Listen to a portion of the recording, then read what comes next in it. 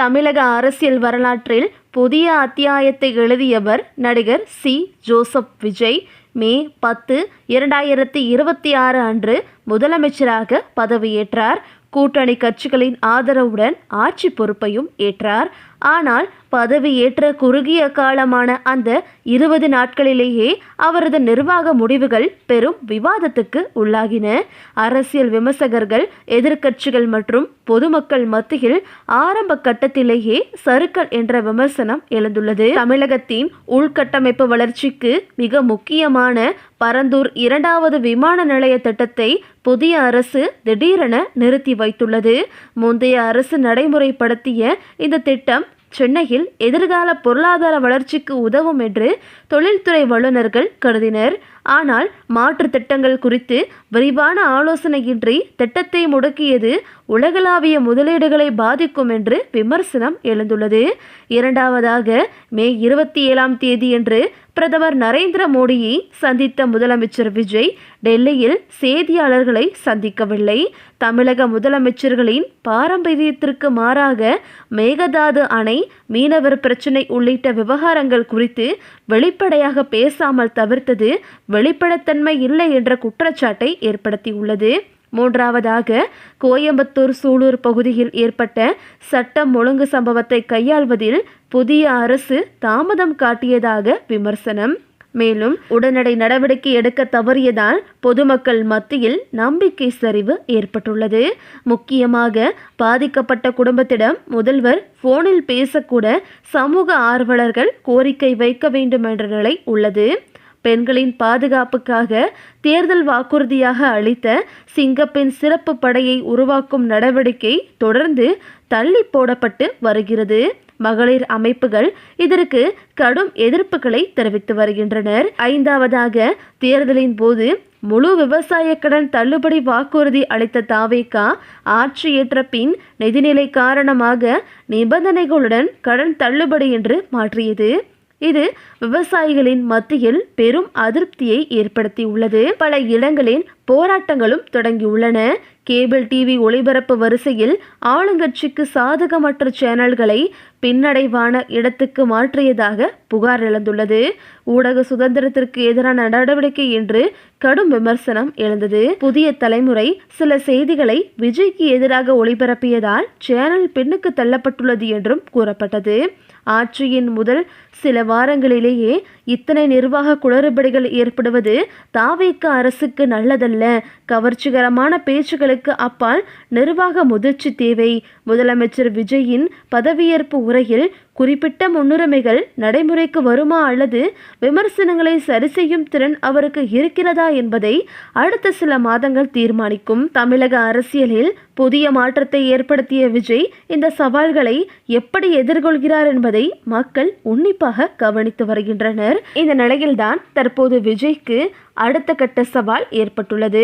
அதாவது, தமிழக வெற்றிக் கழகம் சட்டமன்ற தேர்தலில் அமோக வெற்றி பெற்று கட்சியின் தலைவர் விஜய் முதலமைச்சராக பொறுப்பேற்றுள்ள சூழலில் விரைவில் வரவிருக்கும் 5 சட்டமன்ற தொகுதிகளுக்கான இடைத்தேர்தலில் ஆளுங்கட்சியை திணறடிக்க திமுக மற்றும் அதிமுக ஆகிய இருதுருவ கட்சிகளும் தங்களுக்குள் ஒரு ரகசிய தொகுதி பங்கீடு அல்லது மறைமுக புத்துணர்வை ஏற்படுத்தி கொண்டுள்ளதாக அரசியல் வட்டாரங்களில் பலத்த பேச்சு எழுந்துள்ளது. அதாவது, சமீபத்தில் நடைபெற்ற அதிரடி அரசியல் நகர்வுகளின் காரணமாக தமிழகத்தின் 5 சட்டமன்ற தொகுதிகள் தற்போது காலியாகி இடைத்தேர்தலை எதிர்நோக்கி காத்திருக்கின்றன. அதிமுகவை சேர்ந்த 4 முக்கிய சட்டமன்ற உறுப்பினர்கள் தங்களது பதவிகளை தொடர்ந்துவிட்டு ஆளுங்கட்சியான தாவேகாவில் அதிகாரப்பூர்வமாக இணைந்தனர். இதனால் மதுராந்தகம், தாராபுரம், பெருந்துறை மற்றும் அம்பாசமுத்திரம் ஆகிய 4 தொகுதிகள் காலியாகின. மறுபுறம் பெரம்பூர் மற்றும் திருச்சி கிழக்கு ஆகிய 2 தொகுதிகளிலும் போட்டியிட்டு வென்ற முதலமைச்சர் விஜய் தனது பெரம்பூர் தொகுதி பதவியை தக்க வைத்துக்கொண்டு திருச்சி கிழக்கு தொகுதி எம்எல்ஏ பதவியை முறைப்படி ராஜினாமா செய்தார். இதனால் இந்த 5 தொகுதிகளுக்கும் அடுத்த 6 மாதங்களுக்குள் இடைத்தேர்தல் நடத்தப்பட உள்ளது. ஆளுங்கட்சியான தாவேகாவின் வளர்ச்சியை முறியடிக்க காலம் காலமாக பாரம்பரிய எதிரிகளாக களம் கண்ட திமுகவும் அதிமுகவும் இந்த இடைத்தேர்தலில் தங்களுக்குள் வாக்குகள் சிதறுவதை தடுக்க ஒரு மறைமுக உடன்பாட்டிற்கு வந்துள்ளதாக கூறப்படுகிறது. கடந்த பொது தேர்தலில் தாவேகா தலைவர் விஜய்க்கு அடுத்தபடியாக திருச்சி கிழக்கு தொகுதியில் திமுக 2ஆம் இடம் பிடித்துள்ளது. எனவே அந்த இடைத்தேர்தலில் அங்கு தங்களது கூட்டணியின் பலத்தை காட்ட திமுக விரும்புகிறது. அந்த தொகுதியில் திமுக நேரடியாக களம் காணும் போது தாவேகாவிற்கு பலத்த போட்டி கொடுக்க முடியும் என நம்புகிறது. அதே வேளையில் தாவேகாவிற்கு சென்ற 4 எம்எல்ஏக்களின் தொகுதிகளான மதுராந்தகம், தாராபுரம், பெருந்துறை, அம்பாசமுத்திரம் ஆகிய இடங்களில் ஏற்கனவே அதிமுக தான் வெற்றி பெற்றிருந்தது. எனவே பாரம்பரியமாக தங்களுக்கு செல்வாக்குள்ள அந்த 4 இடங்களிலும் தங்களை எதிர்த்து போட்டியிடாமல் தாவேகாவை வீழ்த்த தங்களுக்கு பின்னணியில் இருந்து திமுக மறைமுகமாக ஆதரவு அளிக்க வேண்டுமென அதிமுக தரப்பு விரும்புவதாக தெரிகிறது. அதற்கு பிரதிபலனாக திருச்சி கிழக்கில் அதிமுக பலவீனமான வேட்பாளரையோ அல்லது திமுகவிற்கு சாதகமான சூழலையோ ஏற்படுத்தி கொடுக்கலாம் என பேச்சுவார்த்தை அடிபட்டுள்ளது. இது தொடர்பாக தற்போது திமுக தலைவர் ஸ்டாலினும் எடப்பாடி, அதாவது அதிமுகவின் பொதுச் செயலாளரான எடப்பாடி பழனிசாமி இருவரும் பேச்சுவார்த்தை நடத்தியதாக தகவல்கள் வெளிவந்துள்ளது. இந்த நிலையில் இருவரும் இணைந்து கைகோர்த்து ஒருவருக்கொருவர் விட்டு கொடுக்காமல் இந்த இடைத்தேர்தல்களில் போட்டியிட்டால் கண்டிப்பாக விஜய்க்கு இது பெரும் சவாலாக ஏற்படும் என்று தகவல்கள் வெளிவந்துள்ளது.